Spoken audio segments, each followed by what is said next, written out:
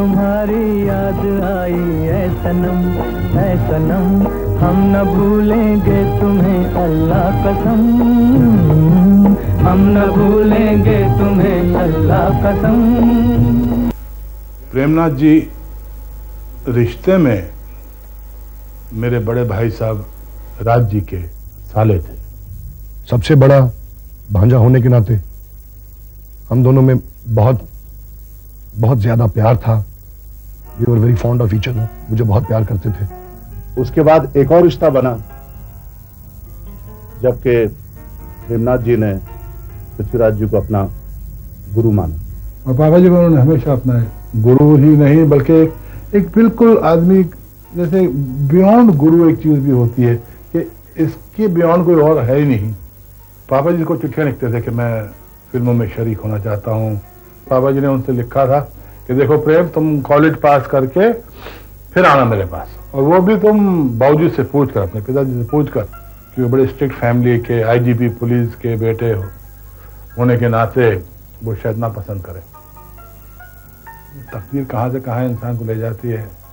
वहां से Prem ji college pass होते ही आर्मी में चले गए। आर्मी में कुछ दिन गुजार कर वहां से भागे, फिल्मों में आए।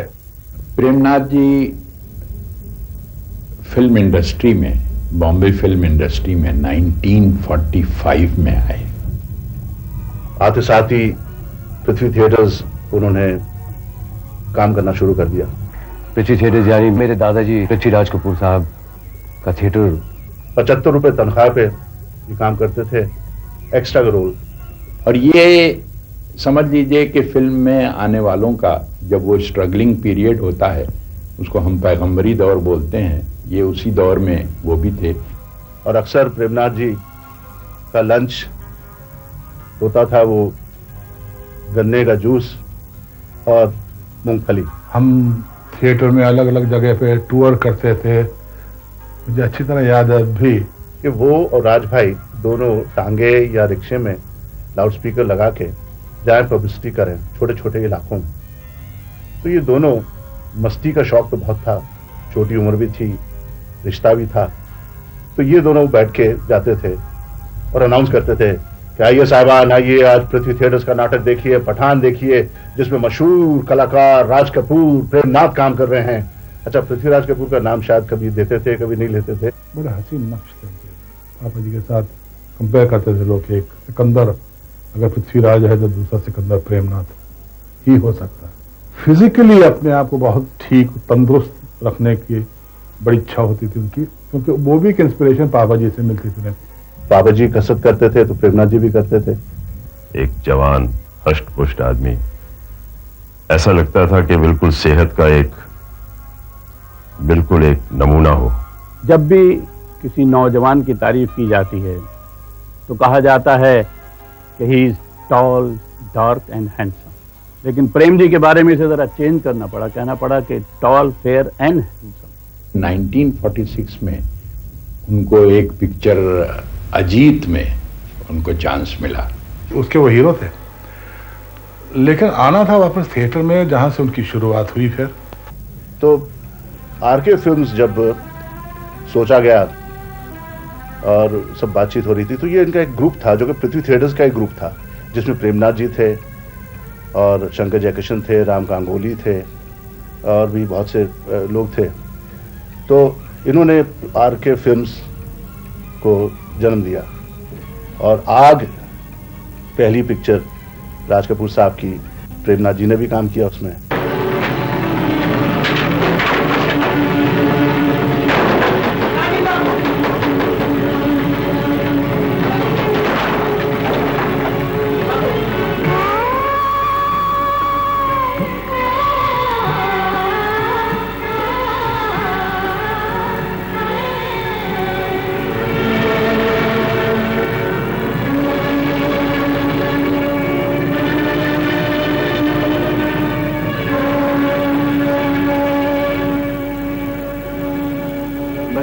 बनाया है, मैं तुम्हें बिगाड़ भी सकता हूं। मैंने तुम्हें जन्म दिया है, तुम्हें मौत की नींद भी मैं ही सुलाऊंगा। मैंने इनकी बड़ी सारी फिल्में देखी हैं। बहुत सराहा है, बहुत चाहा है। बरसात, रुस्तम सोहराब, आन, जबरदस्त अभिनय। अब मैं तुम्हारा महाराज हूं। मैं भगवान की इच्छा को पूरा करूंगा। जो राज्य का सच्चा वारिस रखदार है भी जिंदा है। जब तक उसके बाजुओं में ताकत और हाथ में तलवार है, राजा राजा रहेगा, प्रजा प्रजा रहेगी। एक खास बात थी प्रेमनाथ जी में, वो जैसा भी करते थे अपना करते थे, ओरिजिनल। देखो मेरे पास वक्त बहुत थोड़ा है, तुम्हारा पहला साल कभी शुरू हो जाए। इसे कहते हैं साड़ी। इसे यूं पहनते हो। और ये है पाउडर। चूना? चूना नहीं, पाउडर। मैं तो चूना। आखिर इसे मुंह पे लगाने से रंग सफेद हो जाता है। ये देखो। अपना स्टाइल था उनका। बहुत सारे लोगों को वो स्टाइल ज़्यादा पसंद था, क्योंकि उसमें ज़रा एक बात थी, वो एक महकाऊ किस्म का जो अब स्टाइल अब बच्चों में देखते हैं वो तब था। पतली कमर है, तिरछी नजर है, पतली कमर है, तिरछी नजर है, खिले फूल सी तेरी जवानी, कोई बताए कहाँ कसर है। पतली कमर है, तिरछी नजर है, पतली कमर है, तिरछी नजर है। और बरसात से उन्होंने अपनी जगह और अपना एक स्टाइल कायम किया, क्रिएट किया, और वो एक स्टाइल बहुत दिनों तक वहाँ रहा। बहुत से लोगों ने उसे फॉलो किया। जब मैं छोटा था तो मैंने उनकी एक फिल्म औरत देखी थी। उसमें उनके बाल कट जाने से उनकी ताकत चली जाती थी। तो मैंने भी ठान लिया कि मैं भी बाल नहीं कटवाऊंगा, गर्दन कट जाए मगर बाल नहीं कटवाऊंगा। अच्छे अच्छे नौजवान देख के रश्क करते थे कि ये एक ही मैन फिगर हमारे सामने आई है। उनकी जो मर्दानगी थी उसका असर हम जवानों पर बहुत होता था। हम सब कॉलेज में अक्सर बातें किया करते थे कि यार जिस्म ऐसा होना चाहिए प्रेमनाथ जी की तरह। प्रेमनाथ जी फिल्म इंडस्ट्री के पहले ही मैन हीरो थे।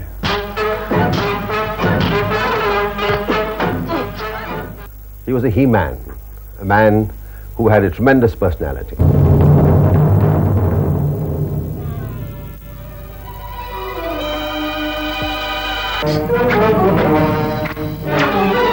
प्रेमनाथ एक बहुत ही दबंग, रोपदार, जोरदार, शानदार मर्द कलाकार का नाम था।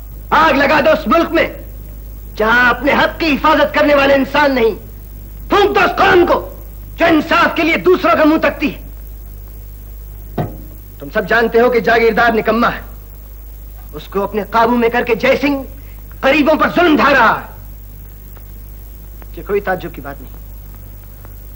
ताज्जुब की बात है तुम्हारा उसे चुपचाप बर्दाश्त कर लेना। तुम्हारे सामने ही तुम्हारे माँ बाप मार दी जाए तुम चूं तक न करो। बच्चे भूख से तड़प तड़प कर मर जाए तुम्हारे सर पर जूं तक न रहेंगे। बहू बेटियों की इज्जत सरेआम लूट ली जाए तुम्हारे मुंह बने रहे। धिक्कार है तुम्हारी मर्दानगी को, धिक्कार है तुम्हारे खून की रवानी को। फिल्म इंडस्ट्री में आने से पहले पंजाब में मैंने प्रेमनाथ जी की बहुत सारी फिल्में देखी। कई फिल्में तो मैंने कोई 10 बार भी देखी, जिनमें से एक फिल्म है बादल। मैं राही भटकने वाला हूँ, कोई क्या जाने मत वाला हूँ। मैं राही भटकने वाला हूँ, कोई क्या जाने मत वाला हूँ। ये मस्त घटा मेरी चादर है, ये धरती मेरा बिस्तर है। मैं रात में दिन का उजाला हूँ, कोई क्या जाने मत वाला हूँ। मैं राही भटकने वाला हूँ, कोई क्या जाने मत वाला हूँ। उसमें उपज और एबिलिटी काम करने की बहुत थी। He had the facility to do many many different roles. उन्होंने बड़े अजीम एक्टर के सामने विलन का रोल किया, लेकिन 19-20 नहीं था, वो विलन का रोल छा गया वो हीरो के रोल के ऊपर। चोटी की मौत आती है तो उसके पर निकल आते हैं, उसका खुद उड़कर आने दो। चोटी जहरीले सांप की मौत बनकर आई है, जिसकी मौत जिस जगह लिखी होती है वो वहीं खिंचकर आ जाता है। इस दिन को आना ही था और आज आ गया। तू अपनी तोपों और बंदूकों की आड़ में अपने झूठ को छुपाना चाहता है। महाराज जिंदा है और महाराज शमशेर सिंह की खान में, और महाराज जिंदा है। बारूद बैग लगा खिले उड़ा दो। नहीं, महाराज मर चुके हैं, अब तुम उस मुर्दे की सूरत कभी नहीं देख सकते। मैं तुम्हारा महाराज हूँ, मैं तुम्हारा महाराज हूँ। मेरे रास्ते में जो भी रुकावट बनकर आएगा उसको नेस्त नाबूद कर दूंगा। तेरी बंदूकों की गोलियां सूखते हुए तूफान को नहीं रोक सकती। एक गोली चलेगी और यहाँ एक सूरत नजर नहीं आएगी। हटा दो दस्ते। आज शमशेर सिंह की उस तलवार को ललकार आ गया है जिसने आज तक हार नहीं देखी।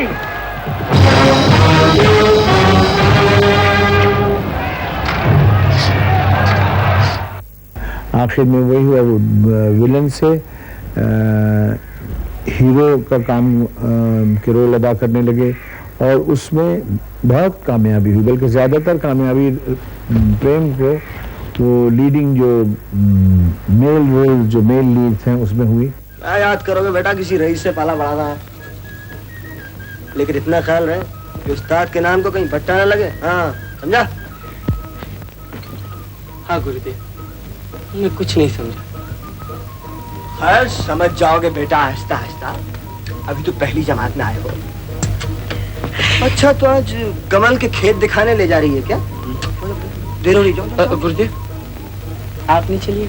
अबे क्यों मगरमच्छ वाले आंसू बहाता है? हम ही साथ करता बेटा।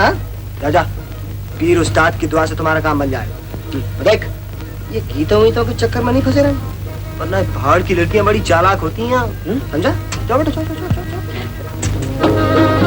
ये समझिए कि प्रोड्यूसर का तांता लग गया उनको साइन करने के लिए पॉजिटिव रोल्स में, हीरोज के रोल में, और ये समझिए कि वो इंडस्ट्री के टॉप हीरो में से माने जाने लगे थे। प्रेमनाथ जी ने उस वक्त की तमाम बड़ी बड़ी हीरोइनों के साथ काम किया जो बहुत ही खूबसूरत थी, और हम लोग सोचा करते थे कि इनकी पर्दे की जो हीरोइंस हैं बहुत खूबसूरत हैं, इनके घर की हीरोइन कैसी होगी। तो सारी इंडस्ट्री में यही चर्चा चलता था कि ये किस हीरोइन के साथ शादी करेंगे, क्योंकि उस वक्त वो जिसकी तरफ भी हाथ बढ़ा देते। सन 1952 में मैं प्रेम जी से मिली। फिल्म औरत में मुझे उनके साथ काम करने का सौभाग्य हुआ। मैंने सुना कि वो असली शेर से लड़ने वाले, तो मैं किसी और के सेट पे थी। अपनी शूटिंग कैंसिल करके मैं उनके सेट पे गई उनसे कहने के लिए कि आप डुप्लीकेट लीजिए और खुद शॉट ना कीजिए, मगर वो इतने इन्वॉल्व थे सीन में, उन्होंने मुझे भी बोला कि तुम भी आ जाओ सीन में।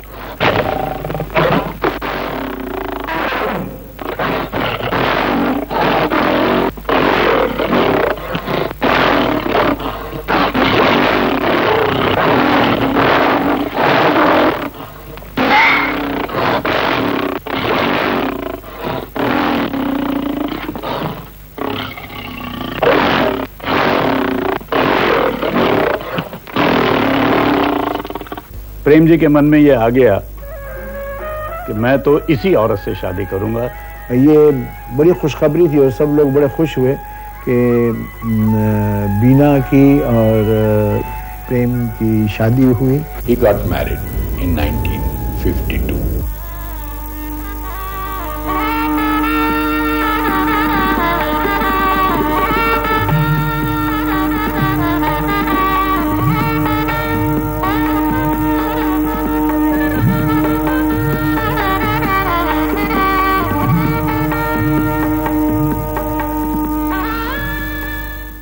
उसी शादी का नतीजा है माशाअल्लाह दोनों खूबसूरत बच्चे। एज ए मैन बहुत अच्छे थे, एज ए बेटा, एज ए सन बहुत ही अच्छे थे, और शराबन पुत्र थे। और उन्होंने अपने यानी के परिवार में हर किसी के लिए बहुत कुछ किया, और पिताजी को तो वो बहुत ही प्यार करते थे। उन्होंने ये देखा कि आईजी पुलिस राय बहादुर करतारनाथ ने जैसी जिंदगी गुजारी है, शायद पेंशन होने के बाद वो हालात न रहें, तो उसकी उन्होंने पहले से ही पेशबंदी की और उनके लिए एक सिनेमा घर खरीदा। सिर्फ इतना ही नहीं, बल्कि अपने काम में भी वो अपने पिता को इन्वॉल्व करना हमेशा चाहते थे।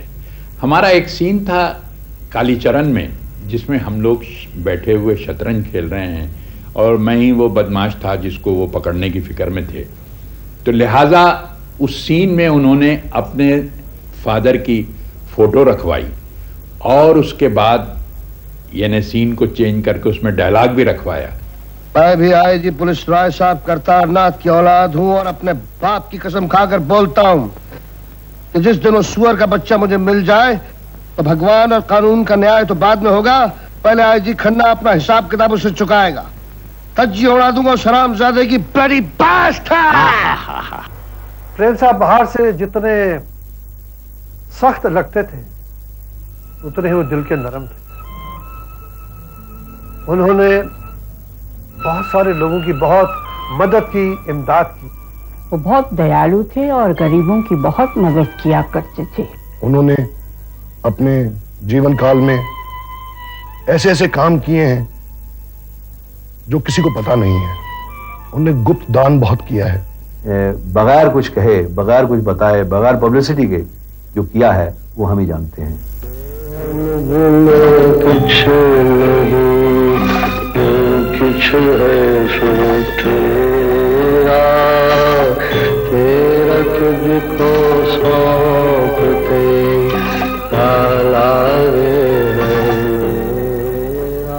हाँ, एक बहुत अच्छा इंसिडेंस है कि एक हमारा प्ले था गार्बो और हम यहाँ भाईदास हॉल में कर रहे थे। ये 74 की बात है करीबन। तो प्रेमनाथ जी वो नाटक देखने के लिए आए। उस रोज उस सीजन की सबसे ज्यादा बारिश हो रही थी और हमारे हॉल में टोटल जो ऑडियंस थी वो करीबन 20 लोग हो गए और उनमें प्रेमनाथ जी भी बैठे हुए थे। इन्होंने मुझसे प्रॉमिस किया था कि मैं तुम्हारा नाटक देखने के लिए आऊंगा और अपने प्रॉमिस को रखते हुए वो किसी तरह भी बारिश के अंदर पहुंच गए। और उन्होंने एक चीज का जिक्र किया कि देखो तुमने ये प्ले तो आज किया है, लेकिन मुझे लगता है कि इसमें तुम्हें अच्छा खासा नुकसान होगा क्योंकि 20 आदमी तुम्हारे हॉल में आए हैं, तो खर्चा कैसे पूरा करोगे। तो इस प्ले में जो तुम्हें नुकसान हुआ है वो मैं भरूंगा। हमें तो बहुत हैरानगी हुई कि ऐसा आदमी भी कोई हो सकता है जो इस तरह सामने आके कहे कि तुम्हारा नुकसान मैं भरूंगा। मैं गरीबों का दिल हूँ वतन की ज़बां, मैं गरीबों का दिल हूँ वतन की ज़बां, बेकसों के लिए प्यार का आसमां, बेकसों के लिए प्यार का आसमां। मैं गरीबों का दिल हूँ वतन की ज़बां, मैं गरीबों का दिल हूँ वतन की ज़बां। एक वाक़या सुनाता हूँ आपको चश्मदीद। मैं और प्रेमनाथ जी मोटर में बैठे हुए एक शूटिंग के लिए जा रहे थे कि बांद्रे से गुजरे तो सड़क पर फुटपाथ पर एक औरत खड़ी देखी उन्होंने, फटे पुराने कपड़ों में, बुरे हाल में। तो ड्राइवर को फौरन बोले, गाड़ी रोको। गाड़ी रुक गई। उस औरत को उसने पास बुलाया और मुझे पूछा, पहचान तो इसको? मैंने भी कुछ हाँ या ना कहा ही नहीं था। तो उन्होंने कहा, ये कुक्कू है। आज उस कुक्कू की ये हाल देखकर मैं तो रोता या ना रोता, प्रेमनाथ जी रो रहे थे। कहने लगे, अरे तुम्हें क्या हुआ है? उसने कहा, मैं क्या बताऊं, मेरे पास खाने के भी वांदे। तो प्रेमनाथ जी ने कहा, तो क्या चाहती है, बोलो। कहती, मेरे पास आदमी है, अगर आप मुझे टैक्सी ले दें तो मेरा गुजारा होगा। उसने कहा, ठीक है। 2 दिन के बाद पता चला कि प्रेमनाथ जी ने फीएट गाड़ी खरीदकर टैक्सी बनवाकर लाइसेंस लेकर उसके घर में, घर क्या एक झोंपड़ा था, उसके आगे लाकर गाड़ी खड़ी कर दी। ये प्रेमनाथ जी थे। अगर महाभारत में दानी कहा जाए तो दानवीर करण थे। अगर फिल्म इंडस्ट्री में किसी को दानी कहा जाए तो वो दानवीर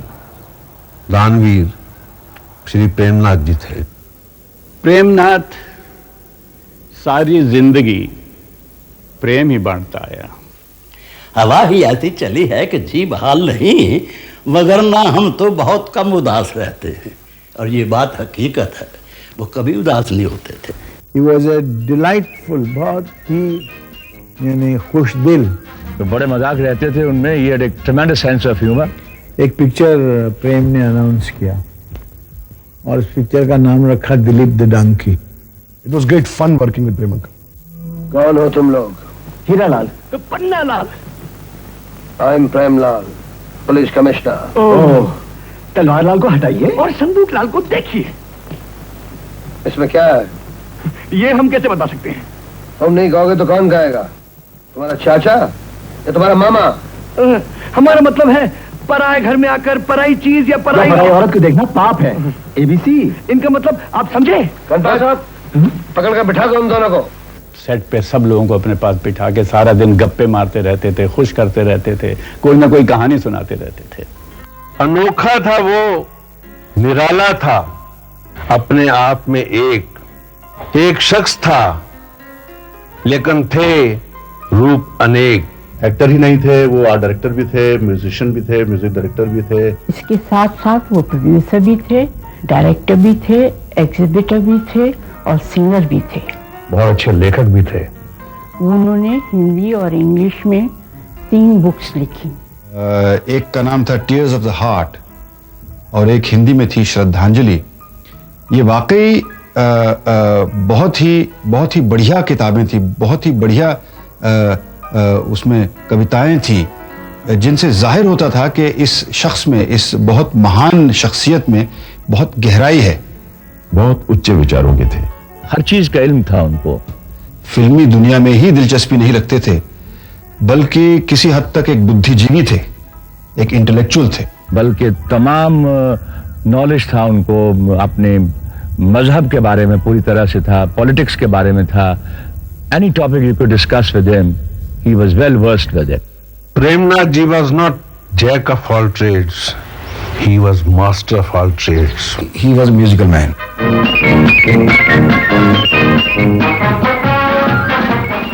He loved music. And उनके जो सुर और ताल, जो टाइमिंग थी, वो एक परफेक्ट थी।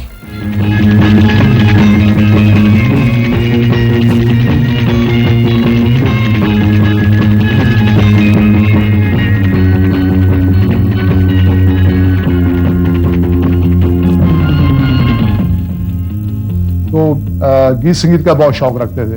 तो हारमोनियम जो है वो गाड़ी में हमेशा साथ में जाता था। गुरु जी से सीखते थे, पंडित जगन्नाथ जी प्रसाद से। कौन सतन संग नेह लगाए, कौन सतन संग नेह लगाए, एक घड़ी पलछिन करण परत है, एक घड़ी पलछिन करण परत है, भागवा बरत।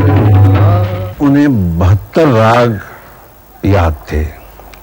मेरा ख्याल नहीं आज तक फिल्मी इतिहास में किसी एक्टर को 12 राग भी आते हो। म्यूजिक में खोया है तो गाने ही गा रहे हैं, मेकअप रूम में भी गाने गा रहे हैं। और वो सहगल साहब के बड़े दीवाने फैन थे। कभी कभी कहते थे कि यार अगर सहगल साहब जिंदा होते तो मैं उनके साथ जरूर एक न एक दिन डुएट गाता, और अगर मैं गाता। प्रेमनाथ एक जादूगर इंसान था। हाँ, अभी तक मुझे याद है एक जगह झरना था, पहाड़ी पर चढ़ गया और झरने का पानी पीने के लिए, और खुद भी पानी पीता रहा और हमको हमारे ऊपर भी छींटे उछालता रहा। He was a very restless man. एक जगह वो नहीं बैठ सकते थे, यहां से उठेंगे वहां चले गए, वहां से उठेंगे वहां चले गए, या सेट के ऊपर बैठे हुए हैं, बॉय कोकोला लाओ, कोकोला आ गया, 2 घूंट पिए, अरे नहीं यार चाय लाओ, चाय आ गई, 2 घूंट पिए, नहीं यार नारियल पानी लाओ। इस तरह से वो एक जगह नहीं बैठ सकते थे। शायद इसीलिए उनको ट्रैवल करने की बड़ी आदत, बहुत शौक था। सारी दुनिया का 3 दफा सफर किया, all round the world complete. Personality and totality, संपूर्ण व्यक्तित्व के मालिक प्रेमनाथ, इंसान जब तरक्की की सीढ़ी पर चढ़ रहा होता है तो वो शायद ये भूल जाता है कि सीढ़ी ने एक दिन खत्म होना है। वही प्रेमनाथ जी के साथ हुआ। ऐसे ही बैठे बिठाए दिल में आ गया कि चलो प्रोड्यूसर बन जाए। उन्होंने 4 फिल्में और 3 डॉक्यूमेंट्रीज बनाई। पहली पिक्चर मेरे ख्याल में उन्होंने बनाई शगुफा। उसमें बहुत सा रुपया लगाया था प्रेम ने। काफी नुकसान हुआ और ये बड़े हंसते मुस्कुराते हुए उस नुकसान को बर्दाश्त कर गए। उसके बाद फिर उन्होंने दूसरी पिक्चर बनाई, दूसरी पिक्चर शुरू की, prisoner of Golconda. Good morning. Did you see this report? Is it correct? Absolutely. तो फिर आप गुंडों की जमात कांग्रेस से मिले हुए हैं? माफ कीजिए, कांग्रेस गुंडों की जमात नहीं बल्कि एक राष्ट्रीय संस्था है और एक हिंदुस्तानी की हैसियत से मुझे उससे पूरी हमदर्दी है। हालांकि उसकी कार्रवाइयों से मुझे कोई मतलब नहीं। लेकिन आपकी स्पीच का मतलब तो यही हुआ कि आप कांग्रेस से मिले हुए हैं? हरगिज़ नहीं, मुझसे कांग्रेस से कोई मतलब नहीं। मैं तो शांति स्थापित करना चाहता हूँ। But didn't you say in your speech that you want freedom and that you love your country? Of course I did, and I do mean it. फिर साफ जाहिर है कि आप सरकार के खिलाफ हैं। छुपे छुपे आप ही बागियों में शामिल हैं। मुल्क से मोहब्बत करना और कानून को अपने हाथ में लेकर बगावत करना बिल्कुल मुख्तलिफ बातें हैं mister Zorawar Singh. But you can't kill 2 birds with 1 stone, Mr. Prem Shankar. We can't tolerate your talk of freedom and love for country when you are a tool in our ruling machinery. Before you dismiss me, I resign myself. Get out of my sight, you worthless fellow! Worthless fellow? You will rule this remark, General. Your days are done. प्रोड्यूसरों को जो जो तकलीफें, जो जो परेशानियां, जो जो तिगड़में करनी पड़ती हैं, वो तिगड़म उस आदमी में नहीं थी। लिहाजा picture as usual over budget हुई। फिर एक पिक्चर उन्होंने बनाई समंदर।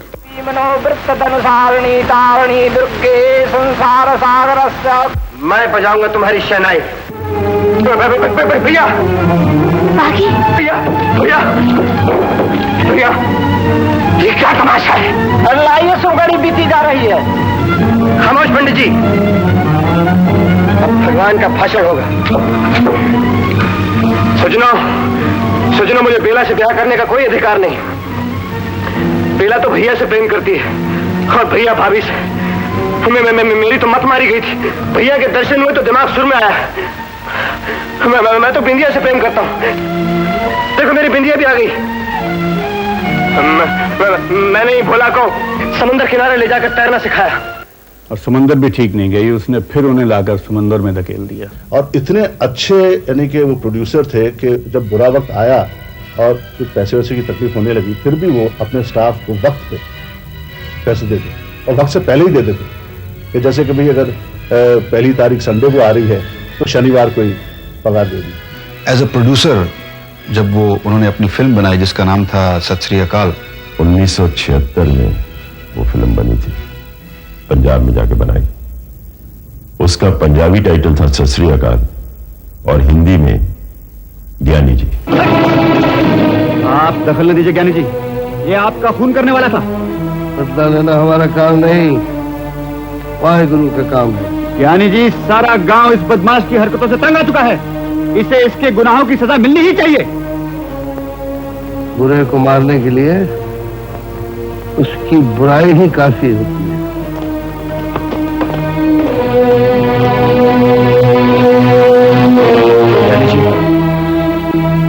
जालिम सिंह को मेरे हवाले कर दीजिए। जालिम सिंह, अब मैं कुछ नहीं कर सकता। कलंदर का खून तुमने किया था। हर इंसान को अपने कर्मों का फल भुगतना पड़ता है। वाहिगुरु के इंसाफ में देर है, अंधेर नहीं। तो ऐसे बातें करते थे जब तो फिलॉसफी में भी उतर जाते थे। प्रेमनाथ जी कहा करते थे कि 3 पीस हैं, अगर उसको फॉलो करोगे तो जिंदगी में हमेशा कामयाब रहोगे। Patience, Perseverance, persistence always brings payments. ये मिसालें आपके सामने होंगी। मैं एक छोटी सी मिसाल दूंगा कि एक दिन ये आउटडोर शूटिंग करके रात को सुबह कोई 2 या 3 बजे होंगे, ये लौट रहे थे। ये बांद्रा की मस्जिद के पास सामने फुटपाथ पे कुछ लोग सो रहे थे। दिसंबर और जनवरी का महीना था, थोड़ी ठंड थी बंबई में। तो इन्होंने गाड़ी रुकवाई और वहां से गाड़ी से निकले और फुटपाथ में जो गरीब लोग सो रहे थे उसके कंबल के अंदर घुस के ये भी वहां सो गए। और जब उनसे पूछा गया तो उन्होंने कहा कि नहीं, मैं महसूस करना चाहता था कि एक इंसान इस हालत में क्या महसूस करता होगा जब उसके पास ठिकाना नहीं है, उसके सर के ऊपर छत नहीं है। और मुझे कहने लगे, कहते हैं कि छोटे साधु, मैंने ये महसूस किया कि ये हमसे ज्यादा आजाद है। मैंने ये महसूस किया कि ये गरीब जरूर है, इसके सर पे छत वाकई नहीं है, मगर इसके मन में जो फ्रीडम है, इसके मन में जो डर की भावना नहीं है। हमारे पास जितना कुछ होता है, मटेरियल चीजें हमारे पास होती हैं, हमारा घर होता है, घर के अंदर हमारा फ्रिज होता है, हमारी टीवी होती है, तो हमको सोते हुए भी डर लगा रहता है कि कोई उठा के ना ले जाए। अब देखो, इसके पास एक कंबल था, जब मैं इसके कंबल के अंदर घुस गया, इसने कंबल छीना नहीं। इसने कहा कि शायद एक और आदमी ऐसा होगा जिसको ठंड लग रही होगी और शायद मेरा कंबल उसके साथ शेयर करना चाह रहा होगा। तो ये प्रेमनाथ जी थे जिन्हें हम बड़े साधु जी कहते थे, क्योंकि बड़ा साधु बनना कोई आसान नहीं है। हम कोई बेवकूफ़ नहीं थे कि उनको बड़ा साधु कहते थे, क्योंकि उनमें वो क्वालिटीज थी। उस दौर में उन्होंने अपने आप को एक और रूप में भी देखना चाहा, आध्यात्मिक रूप में उन्होंने इवॉल्व किया, अपने आप को परिवर्तन पाया, एक खोज थी, एक नई पर्सनैलिटी की नशोनुमा हो रही थी उस वक्त।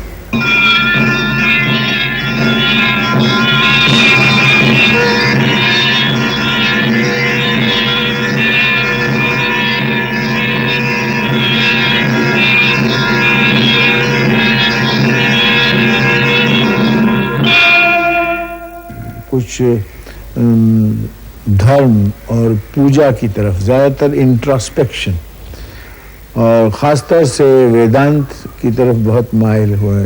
इंसान की तकदीर किस मोड़ में जाकर कैसा एक रूप इख्तियार करती है, कैसे बदलती है, इसके बारे में कोई नहीं कह सकता।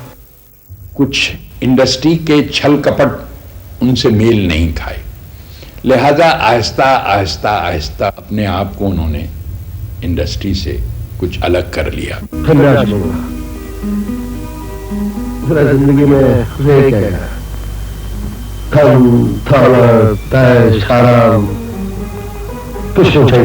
प्रेमनाथ जी और मेरी जिंदगी में ऐसे बहुत से हादसे हैं जिन्हें हम कॉमन कह सकते हैं। जैसे कि प्रेमनाथ जी अपने करियर के टॉप पर पहुंचकर उन्होंने संन्यास ले लिया था। 14 साल के लिए वनवास चले गए थे वो। वनवास क्या, 14 बरस तक वो एक यात्री थे, चारों धाम की यात्रा की, बर्फों पर, पहाड़ों पर सालों साल घूमते रहे। Can you imagine a man who has known everything in his life, who has known all the comforts of life, he should go to Kailash Parbat and live a life of a sadhu. उनको कुछ अंदर से आवाज आती थी कि उन्हें कुछ चाहिए, और उस आवाज को सुनने के लिए वो कैलाश पर्वत तक गए और पूरी वो कैलाश की फिल्म शूट की उन्होंने, वो देखने के काबिल है। ओम नमः शिवाय। चारों ओर दुख और संकट देखने को मिल रहा है। ऐसे दुख संकट के समय हमारी रक्षा यहीं हिमालय में स्थित सच्चिदानंदन शिव शंकर ही कर सकते हैं।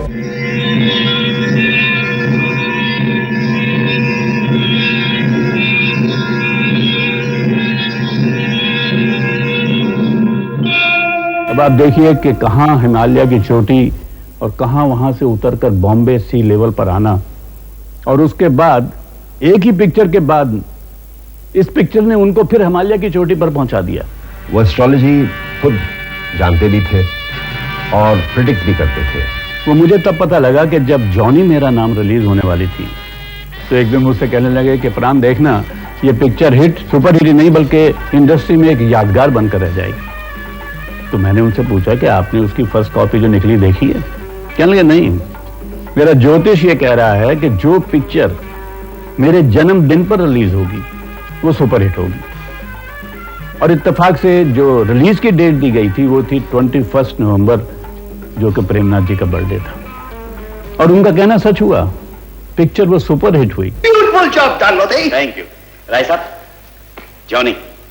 ओह, तुम लोग जाने राय साहब, अगर आज जॉनी हमारे साथ ना होता तो इस 6 महीने की मेहनत पर पानी फिर गया होता। अरे शाबाश शाबाश, इसी तरह से काम किए जाओ, फिर देखो मैं तुम्हें कहां से कहां पहुंचा देता हूं। राय साहब, आप इसी तरह अपनी निगाह करम जॉनी पर रखिए तो फिर देखते जाइए जॉनी भी क्या क्या नहीं कर दिखाता। शोर हाँ, मैं सिगरेट नहीं पीता से कैंसर हो जाता, और मैं कोई मुलाजिम मेरे सामने सिगरेट नहीं पीता। माफी चाहता हूँ राय साहब। अरे अच्छी चीज मिलाता हूं तुम्हें। Come on, Johnny, have a drink. Cheers. Yeah, Modi. Cheers all the best. और तुम जॉनी को बाबू का सारा काम सिखा दो, हैं? जी। और राय साहब, अगर आप इजाजत दें तो मैं जेवरात को अपने साथ ले जाऊं। कल से एजेंट आना शुरू हो जाएगा। No agents, no agents this time. Modi, तुम्हारा क्या ख्याल है? इस सब की कितनी कीमत होगी? ये 1 करोड़ रुपया। 1 करोड़ रुपया? जी। 1 crore dollars, that is 7 crore रुपया। 7 करोड़ रुपया राय साहब। और अगले सोमवार के दिन दुनिया के बड़े से बड़े स्मगलर दुनिया के कोने कोने से आकर यहां जमा होंगे। अमेरिका से अल कैपोन, इंग्लैंड से रॉबर्ट किंग, फ्रांस से याफेरी, हांगकांग से जाफू, और इसी तरह की बड़ी बड़ी हस्तियां मेरी तरह की जो कि कानून को अपनी जेब में रखती है ना, सब यहां आकर जमा होंगे। और ये हमारे भारतवर्ष की ये 1400 बरस पुरानी नायाब दौलत को हासिल करने के लिए बढ़ बढ़ के बोलियां लेंगे। 7 करोड़ रुपया, जॉनी 7 करोड़, मोदी 7 करोड़। और इस बार जो काम करना शुरू किया उसमें कुछ और ही बात थी। उनका टोटल कंसंट्रेशन, टोटल प्रेजेंटेशन इतना बढ़ गया कि लोग उनके काम को देखने के लिए बिल्कुल बेचैन होते थे। काम हुआ कि फिर से प्रोड्यूसर की लाइन लग गई उनको करेक्टर रोल्स के साइन करने के लिए, विलन्स के रोल साइन करने के लिए, कॉमेडी के रोल साइन करने के लिए। और कोई ऐसा प्रोजेक्ट नहीं था जहां जो प्रेमनाथ जी के बिना बनता था। हर फिल्म में वो हुआ करते थे।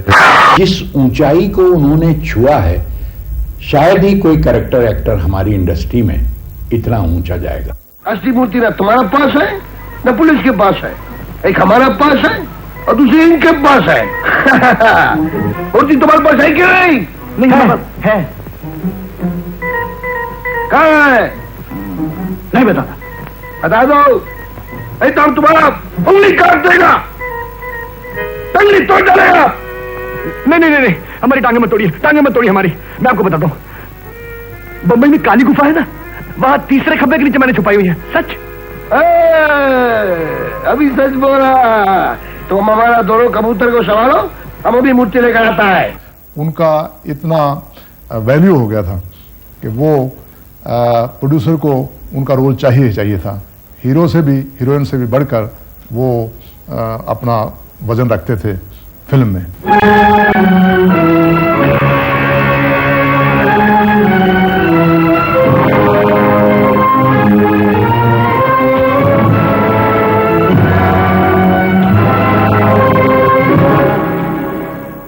और उनको अप्रोच करना बड़े बड़े प्रोड्यूसर की हिम्मत में नहीं थी, और प्राइस वाइज या स्टेटस वाइज या performer wise he was really great and he had a prime time that time.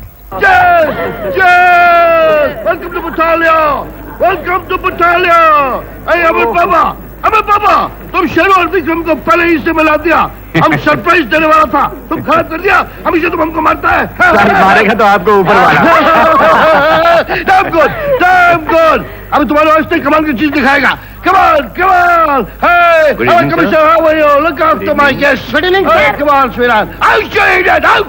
Hey, come on, please. Please sit down, sweetheart. Sit down, my love. Sit down. Hey, ladies and gentlemen, look after yourselves. Have some nice champagne, whiskey, gin, brandy, whatever you feel like. Enjoy yourself. वो ऐसे star बन गए कि कई बार उन्होंने अपने heroes या बड़े बड़े स्टारों से भी ज्यादा प्राइसेस लिए उन्होंने, और टर्म्स एंड कंडीशन उनके भी अपने मन मर्जी की थी, और वो जो अनाउंस करते थे वही उनसे लेते थे। इस ढंग से उन्होंने कैरेक्टर आर्टिस्ट का एक रुतबा इतना ऊंचा कर दिया कि कैरेक्टर आर्टिस्ट भी कभी सर उठा के कह सकता था कि हाँ, मेरी पोजीशन है एक फिल्म के अंदर। तुम्हें हर बात का पता चल गया है, लेकिन शंकर दादा का डिजाइन के आगे तुम कुछ भी नहीं कर सकता अशोक साहब। तुम कुछ नहीं कर सकता, समझो तुम। इतने निर्दयी मत बनो, तुम भी तो एक बाप हो, बाप के दिल से काम लो। और हमने बाप के दिल से काम लिया था साहब।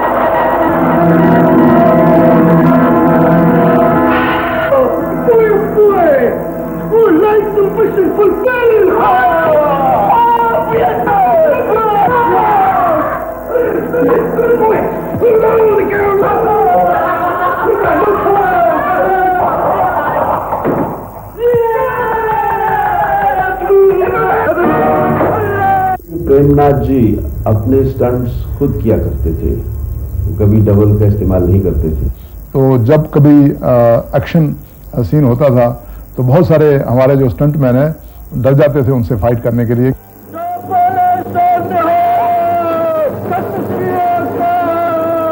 उन्हें भी मालूम था कि मैं उनका बहुत बड़ा फैन हूँ। कहते थे कि धर्म, हम दोनों यार कोई स्टंट मैन अपने साथ कोई डुप्लीकेट इस्तेमाल नहीं करेंगे, इस फाइट को खुद ही करेंगे। मैंने कहा जी हाँ, बहुत मजा आएगा। हालांकि वो मुझसे सीनियर थे, थोड़ी सी झिझक तो आती है कि कहीं कुछ लग वग ना जाए, लेकिन चूंकि वो चाहते थे और मैं भी चाहता था, इसलिए हम दोनों एक साथ भिड़ गए और फिल्म थी लोफर।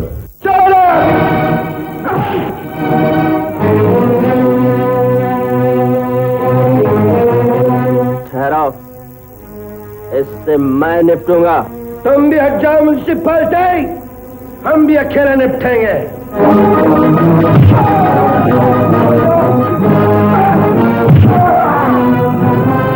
मैं तो हड्डी फंसी छोड़ दूंगा। मैं कहता हूँ उड़ता यहाँ से फंसी तोड़ दूंगा।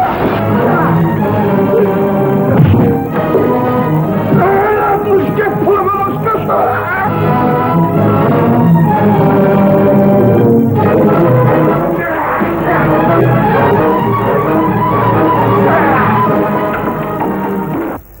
एक मर्तबा हम एक सीन कर रहे थे। सीन यह था कि जैक ब्रगैंजा राजा से कहता है कि तुम बॉबी को भूल जाओ और चले जाओ यहां से। ऑर्डिनरी से सीन था, ट्रॉली शॉट था, रिहर्सल की, नॉर्मल रिहर्सल। बस कैमरा जब शुरू हुआ तो प्रेम अंकल ऐसे उस कैरेक्टर में खो गए, तालियां बजी और वो बिल्कुल बैठ गए उसी जगह पे, जैसे कि बिल्कुल कोलैप्स कंडीशन में। एंड पापा वहां गए, देखा कि आदमी पैल्पिटेशन में था, तो इमीडिएट डॉक्टर को बुलाया और उनका ब्लड प्रेशर इतना हाई हो गया था कि it could have been very dangerous to his life. Prem uncle का इन्वॉल्वमेंट बहुत था फिल्म में, क्योंकि जब वो थिएटर में बैठते थे या कोई डबिंग में या अपनी फिल्म देखते थे तो खुद अपनी फिल्म में काफी वो डिफेक्ट निकालते थे। मैंने यहाँ ठीक नहीं किया, ओ इसको दोबारा होना चाहिए, ओ मैं गड़बड़ कर गया, ओ यहाँ फर्स्ट क्लास हुआ है। वो अपनी परफॉर्मेंस को एक बच्चे की तरह स्क्रीन के ऊपर देखते थे और एंजॉय करते थे। आज मुझे महात्मा गांधी याद आ रहे हैं, पूज्य महात्मा गांधी अपने बापू, जिन्होंने कहा था थ्योरी ऑफ ट्रस्टीशिप, कि अमीरों के पास जब ज्यादा पैसा हो तो उसे गरीबों में बांटे, जितना इस्तेमाल करना चाहे इस्तेमाल करें, बाकी गरीबों में बांटे। आज हमारे देश में अकाल है, लोग भूखे मर रहे हैं। मैं अपने अमीर भाइयों से विनती करूंगा कि वो पैसा इसमें योगदान दे। इसलिए मैं अपनी संस्था की ओर से घोषणा करता हूं कि मैं इसमें 11 लाख रुपए दान दे रहा हूं। जय मत बोलिए, देश की जय बोलिए, मेरे साथ 2 दफा बोलिए, जय हिंद, जय हिंद, जय हिंद। आपके जय हिंद। प्रेम uncle lived life king size on a big 70 mm screen. Film के पर्दे पर नजर आने वाला एक विलन अपनी जाती जिंदगी में वाकई एक बहुत बड़ा हीरो था। प्रेमनाथ जिसे कहते हैं अंग्रेजी लैंग्वेज में एक इंस्टीट्यूशन था। Nobody is indispensable कहते हैं लोग, लेकिन शायद प्रेमनाथ जी के मामले में ये कहावत सत्य ना निकले। Lived like a king, he died like a king. I think he was truly the last of the Titans. Alapan जीने की आशा लेकर एक अज्ञानी इंसान कितने दुख भोगता है, कितनी तकलीफें उठाता है। ये शरीर नाशवान है, फिर से कैसा मोह। आज उनका शरीर हमारे साथ नहीं है, लेकिन ऐसे महान कलाकार इतना बढ़िया अदाकार हमारे बीच हमेशा जिंदा रहेंगे। ऐसे लोग मरते नहीं हैं, वो अमर हो जाते हैं।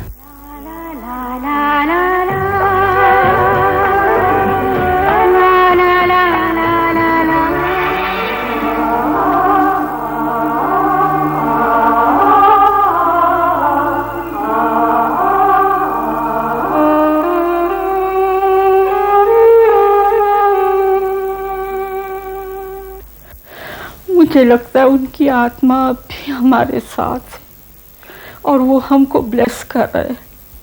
उनकी यादें, उनकी निशानियाँ, उनकी पिक्चर्स हमेशा हमारे साथ रहेंगी।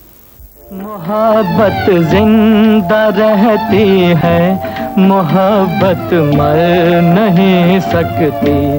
अजी इंसान क्या ये तो खुदा से डर नहीं सकती। मोहब्बत जिंदा रहती है, मोहब्बत मर नहीं सकती। ये कह दो मौत से जाकर के एक दीवाना कहता है, ये कह दो कि एक दीवाना कहता है, कोई दीवाना कहता है मेरी रूह है मोहब्बत मुझसे पहले मर नहीं सकती। मोहब्बत जिंदा रहती है, मोहब्बत मर नहीं सकती। अजी इंसान क्या ये तो खुदा से डर नहीं सकती।